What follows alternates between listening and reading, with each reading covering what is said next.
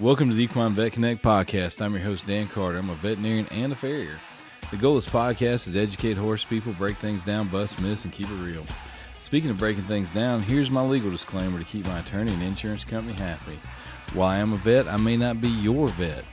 Contact them before trying anything you hear on this podcast. Remember, just because you watched it on YouTube or heard it on a podcast does not mean you can do it. Please use common sense.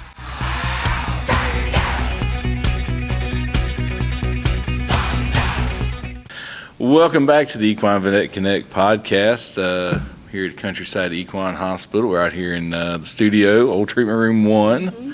Got Dr. Caitlyn McCaulley with me today, and as y'all probably noticed, we're getting a little more serious about the podcast. We now have headphones. Yeah, we're legit now. We were told we needed headphones, so we have headphones. I'm pretty excited about this. My ears are warm. I feel like I look great. I can hear everything. Yes. I mean, you look fantastic in the headphones. Thanks. I think this is a really good accessory. So today we got an interesting episode. We're going to talk about wound care. Mm-hmm. You know, a lot of people don't think about wound care as being a critical part of vet med, but, you know, really and truly, there's a lot of science into wound care. Yeah. There's a lot of do's and don'ts. And it's probably one of the most common things we're going to see in the practice because, you know, horses... they will find a way to create a wound with bubble wrap. They'll find anything to cut themselves on, scrape themselves on. This is like their talent, right? This is I think it's their love language. You can have the most pristine paddock in the world, and your horse will come in with a degloving injury, and you're like, how? And you never find the evidence anywhere. No, it is quite amazing how adept they are at finding a way to get hurt. Yeah, they're really good at it. But yeah, it's huge. I would say like wounds and lacerations we have a small number of very common emergencies that you'll see, and lacerations are right up in there. So, So we're going to talk a little bit about different types of wound care. We're going to talk about do's and don'ts, getting some lotions and potions, what to put on them, what not to put on them.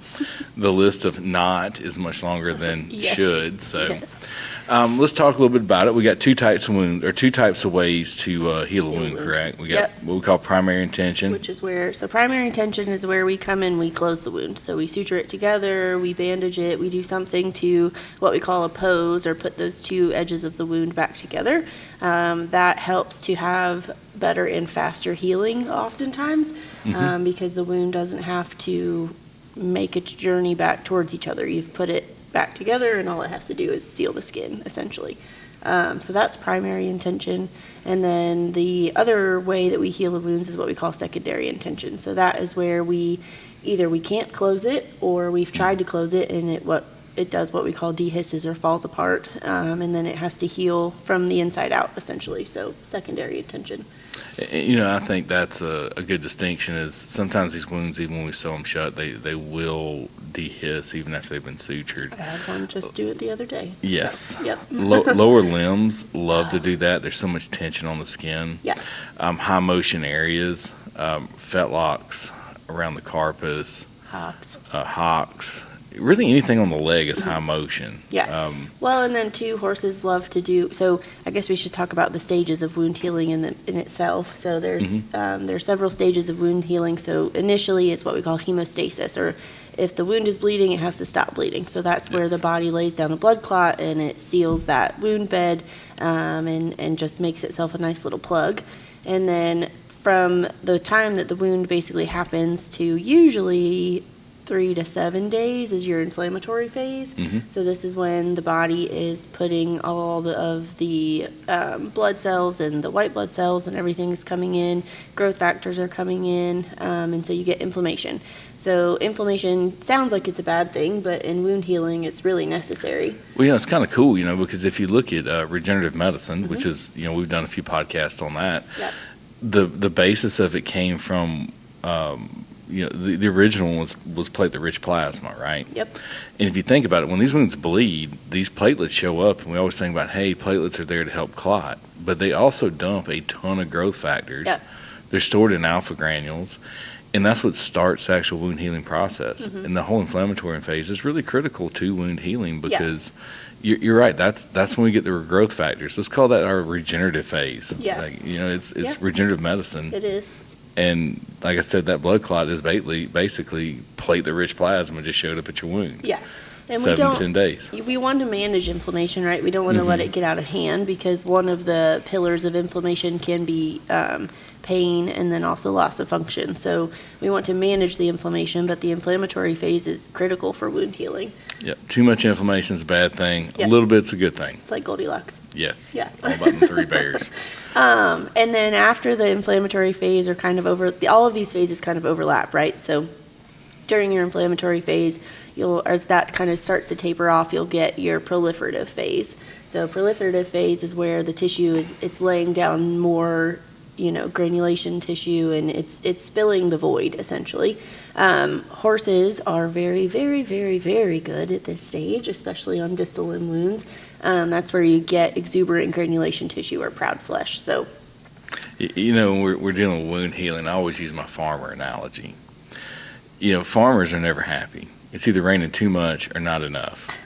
It's too hot or it's too cold. The weather's never right for farming. And if you think about it, the initial phase, we're trying to farm granulation tissue. We're doing whatever it takes to grow that granulation tissue. And then the minute we get it to grow really well, then we're trying to stop it. Yeah. And so I feel like we're farming. We want granulation tissue, but not too much. Yeah, I've never thought about it that way, but that's true. Yeah, farmers, I farm. Why do we always talk about growing things? We talk about growing worms, and now we're talking about growing tissue. Well, it's kind of what we do. We've got to grow tissue. Yeah, that's true. And it's pretty amazing. Like, when you really look at wound healing, you think about it, it's pretty amazing the body's ability to actually heal these wounds. As long as you don't get in its way, yes, it will heal. And so that's where a lot of the do's and don'ts will come in. But yeah, the body is really, really good at healing. It's amazing.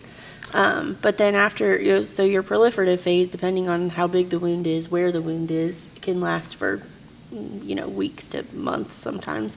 And then after that, for years on after that, you have the remodeling phase, which is where, this is why scar tissue fades over time, and the tissue kind of remodels itself back to, it wants to be as normal as it can. So the body doesn't like abnormal things in places where it shouldn't be. No, and it will over time remodel it, get rid of scars. It's pretty amazing. Yeah. So, let's go back to that primary closure. When we're able to get there, get the wound sutured, the faster we can get there, the better. Yep. There's kind of a window, right? Yeah. What are we looking at time-wise? If we can get there within this many hours, we've got a good chance of closure. Your golden opportunity is like 6 hours. Yep. But after that, we can still do some things. My cutoff is if it's over 24 hours, you're going to have a really hard time. You can try. I certainly, I stitched up an eyelid the other day that was probably over 24 hours old, and it came together beautifully. Whether it stays together beautifully is yet to be determined. But trying to get there within 6 to 12 hours is your golden time. So, this time of year when it's dark outside and everybody's feeding at night and you miss something and you come back the next morning and you're like, oh crap, call us right away. Like, don't wait until later that afternoon and say, oh, it doesn't seem that bad. If we can get there within that time and we can freshen the edges and close it, like, you're going to have the best chance at a successful healing. And if it's in the right place, and there's plenty of excess skin, a lot of times we can go in and take a few millimeters of that margin off and still get a good closure, basically create a new cut. Wound bed, and we can get a good closure. Yeah. One of the biggest things we've got on some of these leg wounds is not enough skin to get a closure, because you start getting swelling and then the sheer tension that it's under. Yeah. And so the sooner we can get to those, the better. The sooner we can minimize swelling. So, I tell people all the time, if you've got a cut on the lower leg, first thing to do is wrap it. Get some kind of pressure on there. Try to minimize that swelling. Don't put anything on it. Wrap it with plenty of padding. Like, don't vet wrap straight onto the skin. Please do not. Yeah, vet wrap, it will constrict over time, and it starts to cut off blood flow. We literally use it as a tourniquet. Yes. When we're doing procedures. So vet wrap can get very, very tight when it's placed directly on the skin. So please, rule number 1, always have plenty of padding on your bandage. Do not do vet wrap over the top of a Telfa pad. No. If we're coming, just get a good standing wrap on there, pull it down, try to minimize the swelling, give us our best chance of getting that closed. So I like to remind people too, horses are very large creatures. They can lose a lot of blood before we need to start panicking. A lot. I think they can lose, what is it? Horse got about 80 liters of blood circulating in a 1,000-pound horse got 80 liters of blood. Yeah. You've got to lose a third of that before you even start to see a change in the pack cell volume. Yeah. And that's, you got to lose a third for the spleen's like, hey, maybe I ought to dump some more red cells. Yeah. And so you think about a third of that. That's, I'm mathing this morning, 25 liters, 26 liters of blood. That's a lot. To give you an idea, there's a 5-gallon bucket is about 20 liters. Yeah. That's what I usually tell people. I'm like, they can fill up a 5-gallon bucket before I'm concerned. Yes. So the horse is not panicking, hopefully. You're not panicking. We're not panicking. Just get pressure on there, get compression on there. The other rule of thumb that I tell people is if they're bleeding and you can't count the drips, then if they're like streaming, that's more of a concern. But again, just get pressure, get compression, and that's your friend. Pressure. Yeah. Yep. So we got pressure on the wound. We get there. Hopefully we can get it closed. Sometimes we can't. Yeah. And there's times where we may, some of these wounds, when we got to sew them down, we may say, hey, we really need to bring them in and get them under general so we can close them. Yeah. They're in bad spots. We need to explore the wound. Sometimes what you see on the surface is not all there is. Depending on the nature of the horse and location of the wound, sometimes we do have to lay these horses down to get them closed. But I had a bad one that was over the carpus that I put a hypertonic saline bandage on overnight. They brought her to the clinic the next morning. We laid her down. We debrided. We explored. We closed it, and that thing healed beautifully. Yes. So a hypertonic bandage that we'll sometimes put on is also to help draw out swelling. And so those are all things that we can do. But if we ask them to come in, it's not because we don't want to stitch them up in the field, or we have a reason, and we're trying to give them the best chance at success. And if we do all of these things at the front of this, it's going to be a lot more cost effective in the long run. Yep. I had the same thing, nasty carpus wound. We were able to lay it down. It did actually get into the carpus. We had to flush it, but got a great closure on it. The people were very diligent about bandage changes, and this horse went on and did fantastic on that leg. So we're pretty happy about that. So now, when we can't close it, that's when real wound care starts. Yes. When you can't close it. Yeah. And I think the most important thing, and you even said it, just stay out of its way. Don't make things worse. The body will heal. Just don't make things worse. Yeah. So a lot of it is keeping these wounds clean. Soap and water, hypertonic saline, some of my favorite things. Yeah. The solution to pollution is dilution. Yeah, I think one of my favorite things to use is creating a hypertonic saline with just salt and water in a garden sprayer. A garden sprayer, like a 2-gallon. Genius. Get a new one. Yes. Wounds only. Yeah, wounds only. You don't want to use the one you've been spraying Roundup with, or you've been spraying fertilizer, killing pests around the house. This is not the one you want to use. Go on down to the hardware store, get a good one. And some of these really bad wounds, we have people go get one. We give you the recipe for hypertonic saline, and that's what we're flushing with. Because using that garden sprayer, we have the pressure behind the sprayer, and that actually helps debride the wound, right? We're physically removing those bacteria, physically removing that debris. But also the hypertonic part of the saline, that hypertonic bacteria don't like to grow in that environment. Nope. They don't like it. Yeah. So, big proponent of that. Yeah, I love that. I'd never used the garden sprayer until we got here, and I was like, this is genius. I wish I could take credit for it, but I was at a conference and Jim Orsini stands up and he gives this talk and he says, hey, here's how we make hypertonic saline using a garden sprayer to clean these wounds. And I remember thinking, this is so simple and so genius at the same time. It is fantastic. And a lot of our barns just have these now. Yeah. We get on some of these really big wounds and they're like, they just have them. And it's a fantastic tool just to have around and to be able to use. So the other old school trick I like is a sugar dime. Yep. Mixing sugar and iodine. So same idea. The bacteria can't grow in that really concentrated osmotic gradient. And then it also helps to debride some wounds. So I'll do that sometimes. But yeah, that's a short-term thing. Yeah. Oh, yeah. The Betadine part of that we're going to get into, or Betadine might not be the best thing for a wound. Yeah, that's using it in a very controlled, that's something that we do. That's not something that we recommend for clients to do. But there's lots of wound care goes back a long time. So there's lots of old school things that we do, and they work. So. Well, and one of the other things is your friend is mild soap and water. Oh yeah. Like washing. Your grandma was right. You know, when she taught, when you got a cut and your grandma would wash that thing with soap and water, your grandma wasn't wrong. No. Like soap and water is your friend. Mild soap. Not heavy detergents. I'm a big Ivory fan. I love Ivory. Yeah. I mean, it's easy. Because a lot of things we do some of the things that we used to do and that get implicated with wound care can actually delay it. One of those we just talked about was Betadine. Yep. Betadine and chlorhexidine. People love to grab those things. Yep. I think because, we use them in our surgical scrubs and surgical preps, and it's very good at being antibacterial, but it's not gentle on the skin. It's not gentle on fresh granulation tissue. No. Not at all. But your good old Ivory soap is lovely. So. Yeah, so chlorhexidine, Betadine, no reason for that to be on a wound. I know you're thinking like, hey, we're going to kill this off we're killing bacteria that could be on there with Betadine. But you're also killing good bacteria. And you're killing other cells. You're killing epithelial cells. So one thing too, like hydrogen peroxide. Hydrogen peroxide is my nemesis. I feel like people use that all the time, and I'm like, please don't. It kills everything. It's non-discriminatory. In my generation, that was the thing, right? You came in, you were cut. Mama over there with that hydrogen peroxide, dumping it on there. It's bubbling. I'm like, oh. Yeah, we keep it in the truck, but it's to clean up. Yes. It's good for cleaning up blood. That's it. But I never put it on a wound. Yeah, so please don't put it on a wound. If you have hydrogen peroxide in your emergency kit, take it out. It's not good. Throw it away. So, because like I said, it may kill some initial bacteria, but it's not friendly to the wound. No. And so we've got this wound. We talk about keeping it clean, and our first job is to grow that bed of granulation tissue.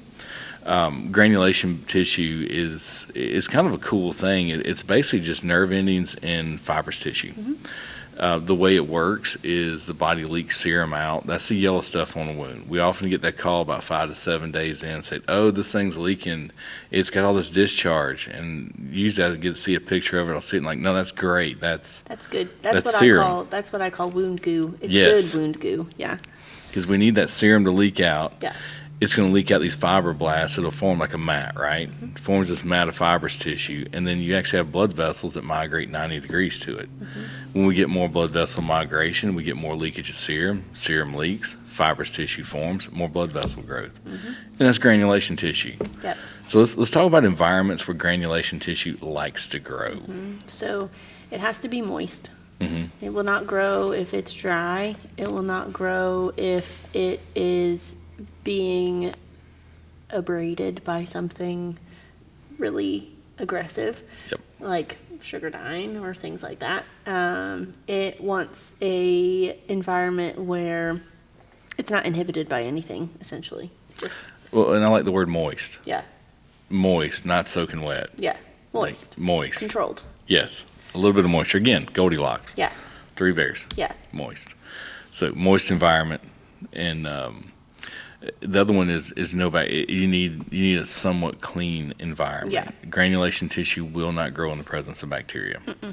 This is where we use some systemic antibiotics, because the good news is as it grows, we have got a ton of blood vessels going into that area. So to get that started, we've got blood vessels going in. We're going to get the antibiotics to that wound, the right antibiotic at the right time. At the right time. Topically, what's your thoughts? This is like a whole can of worms. I like very basic things. I don't like. There's a few wound care products that I'm like, I like this one. It works.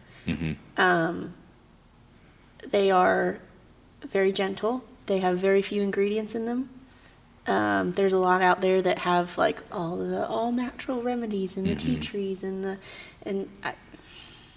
I do like a little bit of scarlet oil. I love scarlet. I just put the wound that I had that dehisced the other day. I just packed that sucker with scarlet oil. So scarlet oil helps to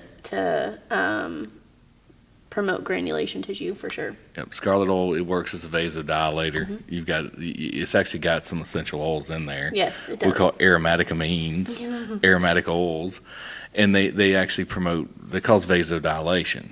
Yeah. And so that vasodilation is what helps to increase that wound goo, that serum layer in there is getting that vasodilation. So other things I like is just like your good old triple antibiotic ointment, like Neosporin. It's great.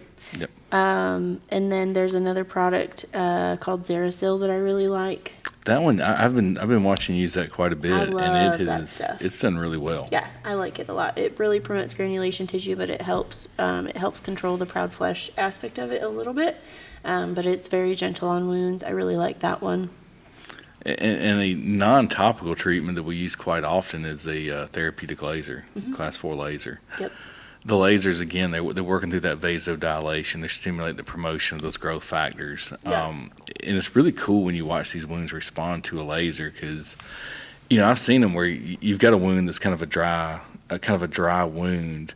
You start running the laser on it, and by the end of that, you're actually seeing that wound become moist again. Yeah. Like it's pretty cool how that works.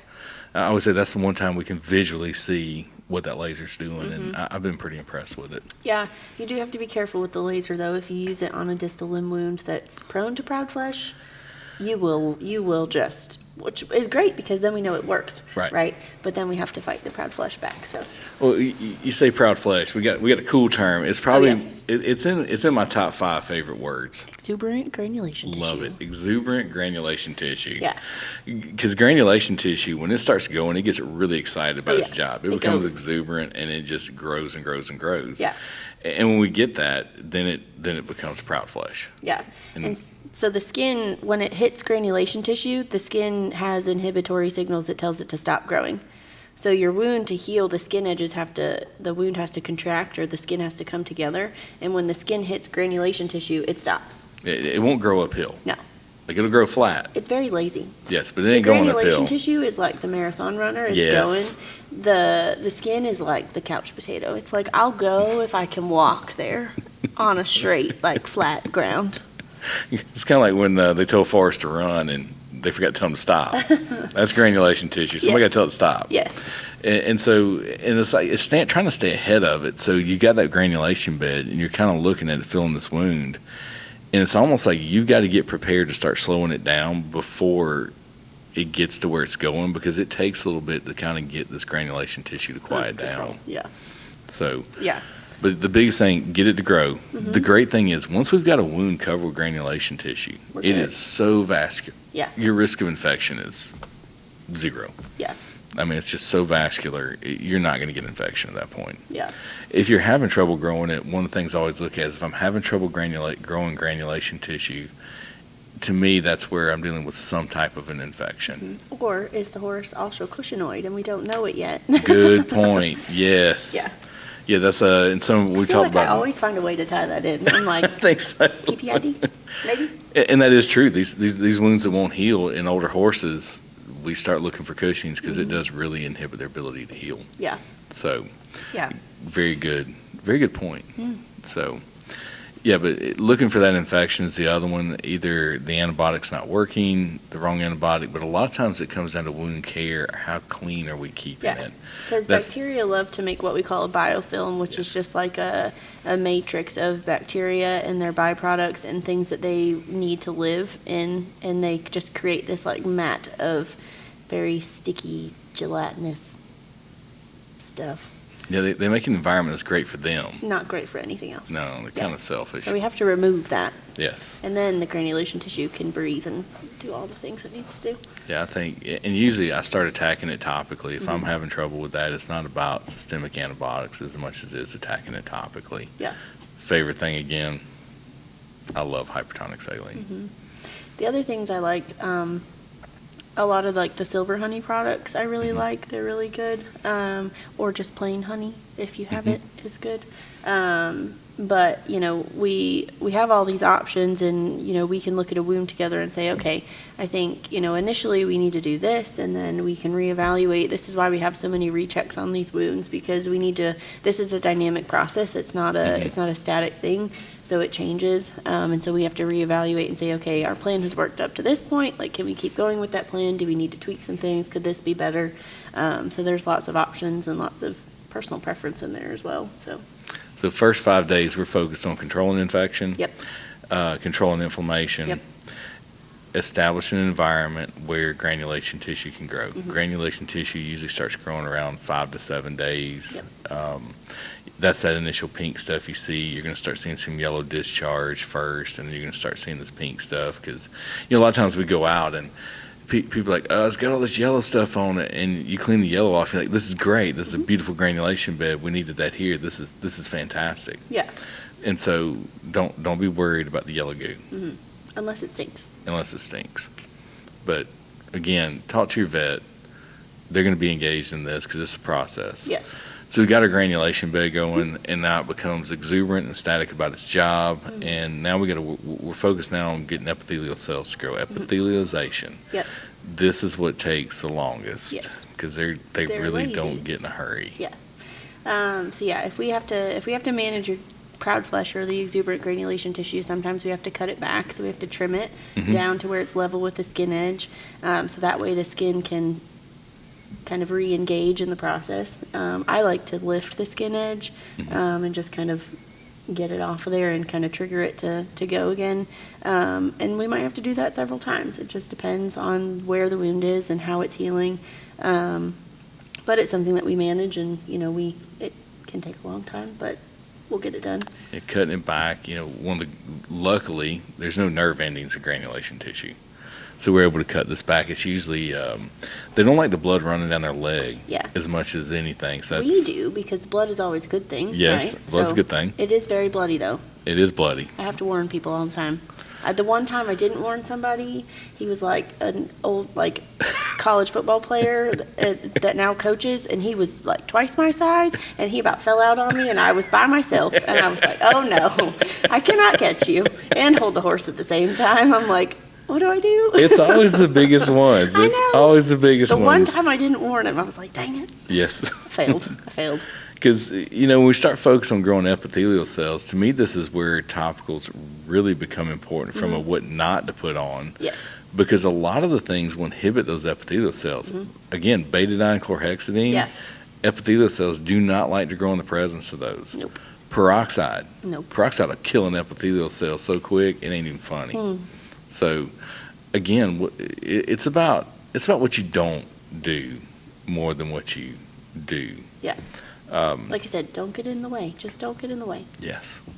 One of the best things on lower limbs to prevent granulation tissue is a good wrap, a good bandage, pressure. Yes. Pressure and limiting motion is your friend in this case, because every time that skin moves, it has micro trauma that just has pulled it farther away from where it wants to be, which is together, and then it's got to start all over again.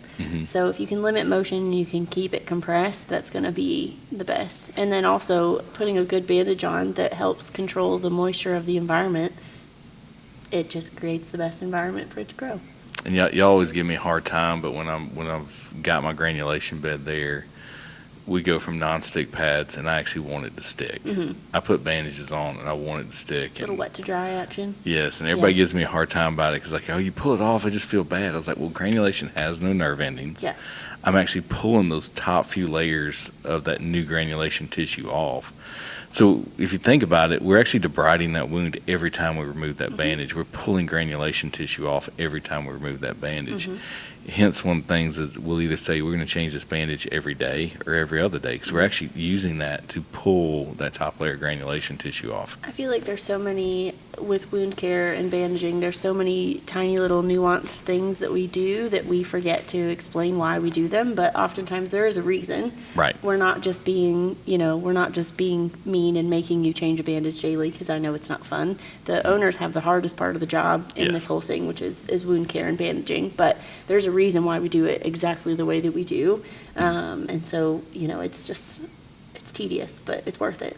It is, and it's, if you follow them, we can get some great if you follow the instructions, we can get great wound healing. Yeah, I've had some really nasty wounds that owners have done great diligent work on, and I've gotten great success, and I get to take credit for it, right, because I did the plastic surgery and I put it back together, but really it's the horse and the owner that did the hardest part of the job. So 100%. yeah. So let's talk about a new thing. We actually just started using this on a patient in the hospital. Yes, we did. It's a case. I guess I can talk about it. It was a barn fire case. Yep. Severe burns. Severe burns. I mean, I would say probably 25 to 30% of her body. Right. I mean, So- it was severe. Oh yeah. We managed through. We controlled infection. Yep. Got granulation tissue under control. Lots of it. Now we're starting the epithelialization process. We're looking for something to help speed that up, and we find the Phovia light. Yes. So the Phovia light is a photomodulatory therapy similar to the laser, but it doesn't penetrate as deep as the laser does. So the laser is good for deep wounds, and that's why we can use it on things like tendon and ligament injuries and things, because it penetrates further. The Phovia light is really for more superficial wound beds, and so what it does is you spread this fancy little gel onto the area that you're going to treat, and then you put the Phovia light on it. It's a 2 to 4 minute treatment depending on the dose. I should say the dose is 4 minutes in a 7-day period, so we can have some wiggle room in there and how we do things, but basically what it does is it helps to, as you shine the light onto that gel, it activates the chromophores in the gel, which then activates the wound bed. And so basically you are promoting, angiogenesis or formation of blood cells and blood vessels. You're promoting growth factors and cytokines and all those things to come in. You're promoting epithelialization and granulation tissue as well. And it's remarkable what it has done for this horse. I think all of us were a little bit on the fence about it, but I talked to a lot of people that have used it and love it, and they've all used it on lacerations and smaller wounds. And I sent a picture of this case to one of my friends who has one, and the first thing she said was, "Oh my gosh, you need a Phovia light." And I said, "Okay." So we went out there and we talked to them, and they have been very gracious in donating a lot of product to us for this case to try on, but it's remarkable. I've done, her wounds are so large that I have to do them in kind of stages to just be mindful of her tolerance and everything, but just day to day looking at her, I know I treated her trunk on Friday, and I came in on Monday. You'd taken care of her for me over the weekend, and I came in Monday and was shocked by just how much her epithelial cells have migrated, and she has pigment in the skin that she did have. She's got hair growing back already. Like, it's impressive. I'll be honest, when they first came in and demoed this product about 6 months ago to us. You got to get in with the voodoo, Dan. I'm telling you, I was over there like, hold on. We're going to smear some goo on this, and we're going to shine this magic flashlight. It's a magic flashlight. And it's going to get better. Yeah. I'm calling BS. Like, I should have been from Missouri, right? I should have been from Missouri, the Show Me State. Yeah. That's where I should have been from. Because I'm like, hold on. I got to see this. I got to see this magic flashlight actually work. And again, I took care of her all weekend. Did it on a Friday. I came in Sunday, and my jaw hit the floor. Yeah. And we started taking the dressings off. The amount of epithelialization that was present there, unbelievable. And in 15 years, I've seen my share of wounds. Oh, yeah. I know how fast this stuff grows. This was pretty incredible. Yeah. And I'm not exaggerating. I was blown away by how well this worked. I expected it to really be helpful, but I did not expect it to be this helpful. But I think, in her case, we've done a really good job of managing all the things that we've talked about, and so we've set it up for as much success as we can. And so I think it shocks me, though. I expected it to be helpful, but not to this degree. But they were really excited when I talked to them and I showed them the pictures after they got over the initial, like, oh my gosh, that everybody has. But they were like, oh my gosh, can we like set this up so we can try it? Because I think they really wanted to convince you, of all people. I think so. We bought one. Yeah, we did. It didn't take long. We bought one. Yeah. because I was pretty amazed. I'm really excited, though, after seeing how well it works in this case, which is like, I mean, it's catastrophic wounds. Right. I'm really excited to see what it can do for some wounds. Like I had a hock wound that took 5 months to heal because of proud flesh and motion and all the things. If I would have had the Phovia light, I do wonder if I could have maybe cut that in half. That's what they claim. They claim that you manage the initial part and they'll cut the healing in half time and the healing time in half. So. And I think I'm going to believe them on that. Yeah. Because seeing how fast this is going, because, before we're dealing with these wounds, we were cutting granulation tissue back. A lot of the topicals, we had one, it was great for controlling granulation tissue. It was, you probably have never heard of Tripzyme or Tripsinogen. It used to be called Granulex. They don't even make it anymore. Probably a good thing. Well, it worked fantastic. It worked through trypsinization, which is an enzymatic process to break down granulation tissue. The problem was it worked great on granulation tissue, but it did slow down epithelial cells. Didn't they used to put something like old school on wounds. You talking about white lotion? No. That was old lead acetate and zinc sulfate we used to mix together. I didn't know about that, but that's also scary. That's some old school. Now, everybody gets worried because it has lead, but that's an astringent. No, it was like something you could get at the grocery, like meat tenderizer. Yes, meat tenderizer. Yes. Please don't do that. Don't do that. No, Mrs. Dash, we're not seasoning this. And that because that's something I hear a lot is like, I'll use meat tenderizer. I'm like, don't. Can I also just say, please don't put Blue-Kote on a wound. No. Please, please, please, please. It is the bane of my existence. I don't know why I didn't think of it until just now. Sorry, I got really excited about it, but please don't. I hate Blue-Kote. I hate it. I hate it. That's all I have to say. Yes. The Alu spray I do like. I love Alu spray. Good bandage, and it will actually clean off. Mm-hmm. Blue-Kote, once it's there, it's there forever. And let's don't do that. The first laceration that I stitched up by myself was a huge medial thigh wound, and they had just coated it with Blue-Kote, and I spent about 30 minutes trying to scrape it out with a blade before I realized that it was completely futile, and it was just going to live there forever. Yeah, don't do that. Yeah, please don't. So, well, back to growing epithelial cells. Sorry. The little segue there. And so recently we basically used steroids, and we'd put steroids topically on the wound to try to slow down this granulation tissue. Steroids inhibit those fibroblasts, and the fibroblasts are what show up to grow that granulation tissue. So we were putting steroids on the wound, but again, that was slowing down those epithelial cells, and epithelial cells aren't real motivated to begin with. No.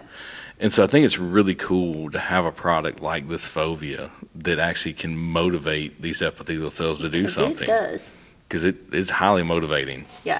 I'm really excited to use it on some more simple cases, lacerations and smaller wounds, and see really what it does. I think we can also use it in small animal, like after surgeries, and to treat those incisions right after, we close them, and hopefully have less complications and better healing. I've thought about that too, using it post-op, because some of the surgeries we do on these lower legs, you got to keep everything right so it heals. Yeah. And I'm really thinking about incorporating on some of my post-op surgeries. Yeah.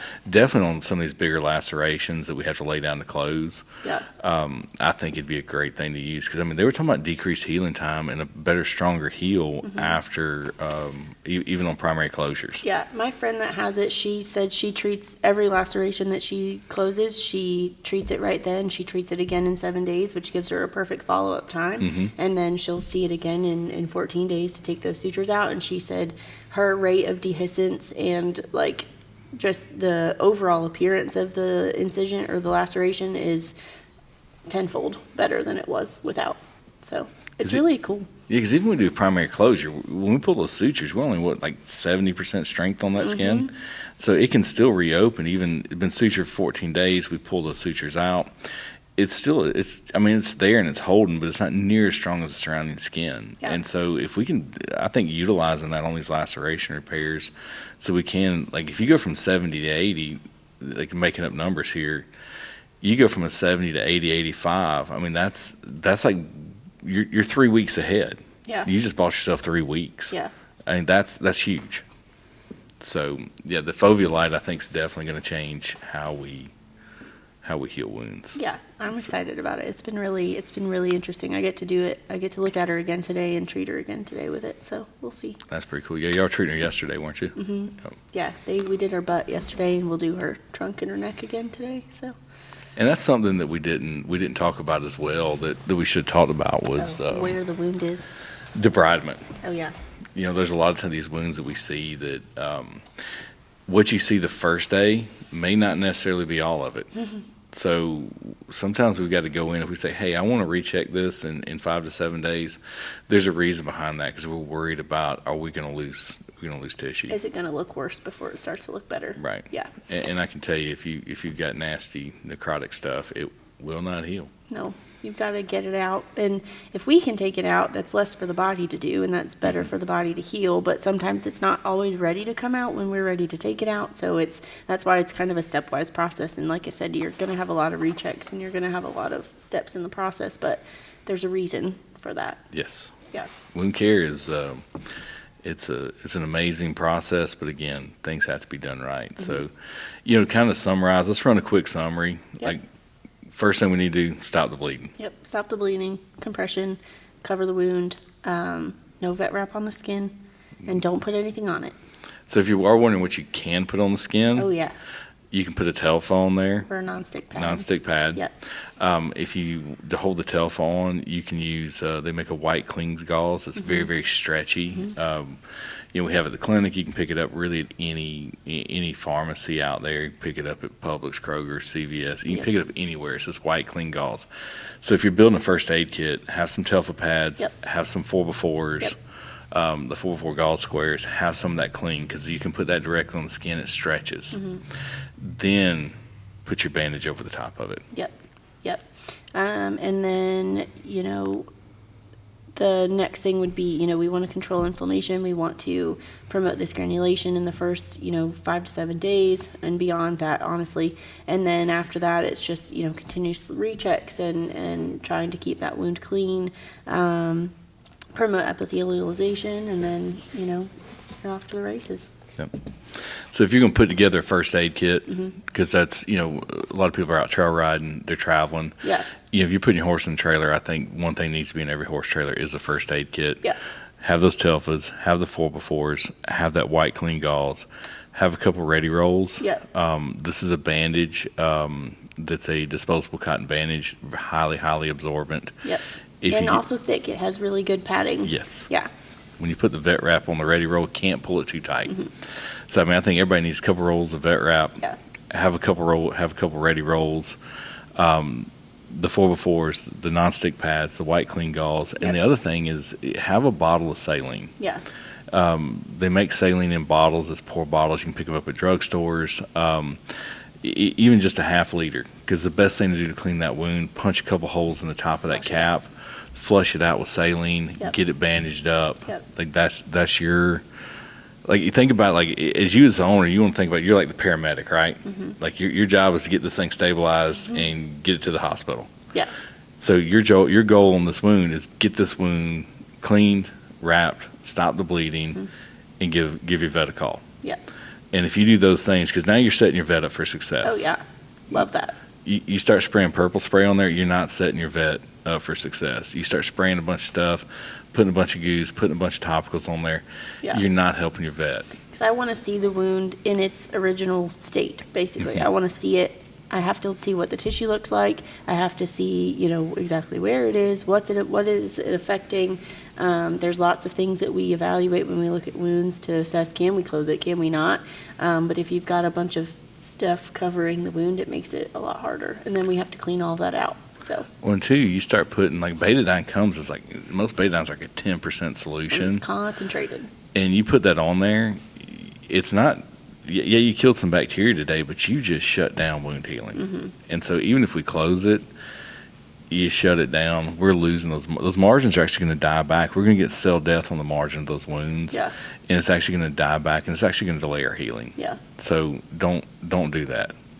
If you don't have saline, any kind of water, bottled water, punch a couple holes in the top of a water bottle, works great for flushing those out.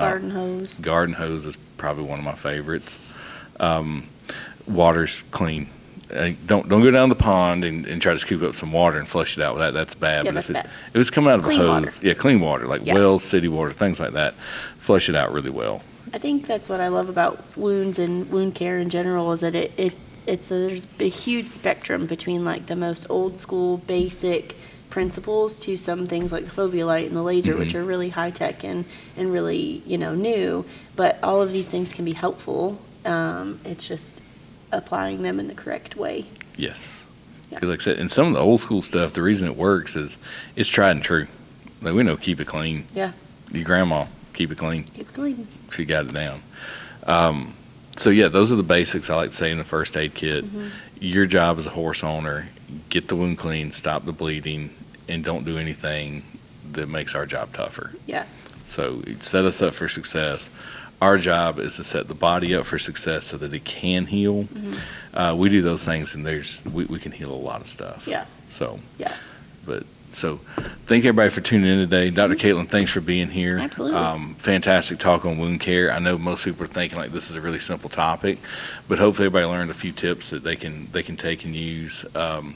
Again, it's one of the biggest. It's probably one of the most abundant emergencies we see is cut scrapes. They come in all shapes and sizes, Yes. so no two wounds are ever the same. No, there's a lot of skin on a horse, Yeah. so there's a lot of opportunity to have it go away. So, well, thank y'all for tuning in today. Hope y'all learned something. Again, if you've got some other topics you want us to discuss, shoot us a text, email, make a phone call, send a letter, find a carrier pigeon. Send a letter. DM. Yeah, we used to mail letters. Like, you can mail a letter. That would be awesome. In fact, the first person that mails a letter with a request for a topic, we will announce it on the show, and we will get you some Countryside Equine swag sent out because nobody believes anybody mails a letter anymore. I don't think I've ever received a letter, to Are be you honest. serious? I don't think so. So address that letter to Caitlyn McCaulley Yes, please. at Countryside Equine Hospital. Make my day. 3395 Mahan Road, Covington, Georgia, 30018. Bonus points if you spell my name right. Oh, 30014. Yeah, I got the zip code wrong. Oh my gosh, Dan.